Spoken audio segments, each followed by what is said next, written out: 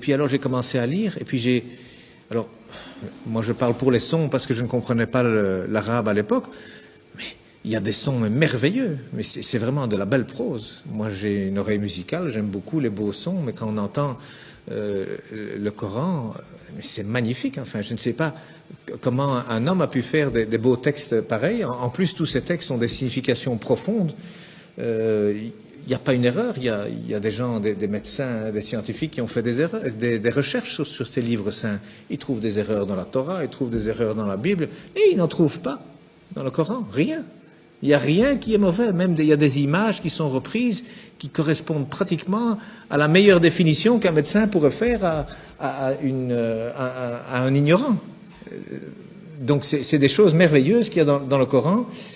Et en plus, moi j'ai découvert récemment la formule de la beauté, comme on dit, c'est-à-dire qu'aujourd'hui la beauté c'est quelque chose qu'on calcule mathématiquement, hein, donc il y a des formules pour savoir jusqu'où il faut mettre du rouge à lèvres, jusqu'où est-ce qu'il faut épiler les sourcils, il y a un coin à respecter qui va du coin de la bouche, le long du nez, jusqu'au coin de l'œil et le début du sourcil. Donc ce qu'il y a là, il faut l'enlever, et puis il faut aller du coin de la bouche à l'autre coin de l'œil, jusqu'à l'autre fin de sourcil. Cet angle, il doit être exactement l'angle qui correspond à un rectangle où il y a cette proportion, la beauté mesurée, comme on appelle, que d'ailleurs Fibonacci a découvert lorsque les chiffres romains ont été éliminés et remplacés par les chiffres arabes. Alors, ils viennent d'Inde en réalité, hein, avec le sifr, le zéro, hein, en arabe ça s'appelle le sifr, donc c'est devenu les chiffres plutôt que les nombres.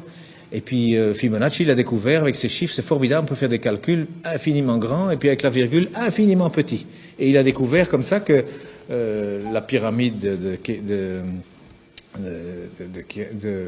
Khéops, le Parthénon, enfin tous ces beaux bâtiments, même en Italie, il a découvert qu'il y a toujours la bonne proportion. Même les peintures, il a découvert que toujours c'est au même endroit que doivent se trouver le centre du tableau. C'est pas au centre, hein, non, c'est quelque part 1 sur 1,618.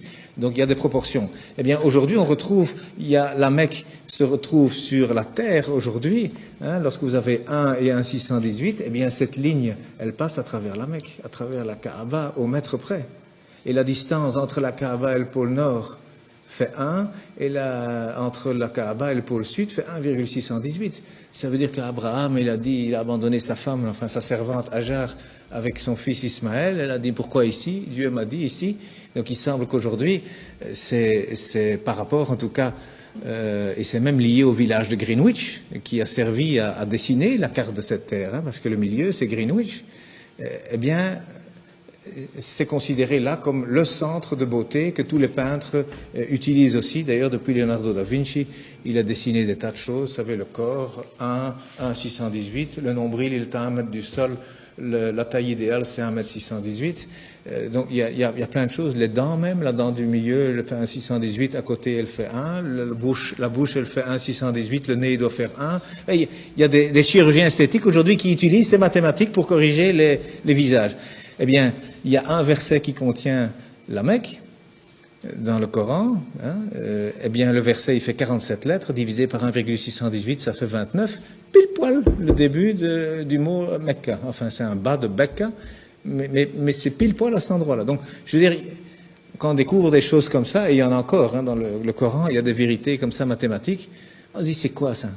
C'est pas un homme, il n'avait pas d'ordinateur, hein, le prophète, il n'en avait pas, c'est sûr, c'est certain, ça c'est vraiment une vérité, on n'a jamais rien retrouvé d'informatique à l'époque, c'est sûr. Et ça a déjà été testé, à mon avis, 1 million de fois. Ça fait partie de la science exacte. Mais cet homme, d'où est-ce qu'il a cherché ce texte? Il y a plein de choses comme ça. Alors le premier message, d'ailleurs, il faisait 19 mots. Le premier message faisait 19 mots, Bismillahirrahmanirrahim, fait 19 lettres. Il y a 6 fois 19 sourates, il y a 142 fois 19 le mot Dieu dans le Coran, il y a 3 fois 19 fois le miséricordieux dans le Coran. Ce chiffre 19 dans le Coran, c'est aussi quelque chose d'incroyable. Mais donc le premier message, c'était, voilà, informez-vous. Au lieu d'interpréter, d'abord le savoir. D'abord savoir de quoi on parle.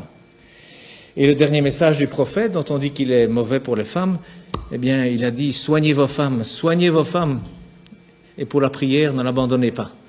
Alors, moi, je dis une religion où le premier message et le dernier message sont ainsi, je ne vois pas très bien ce qu'on doit craindre. Donc,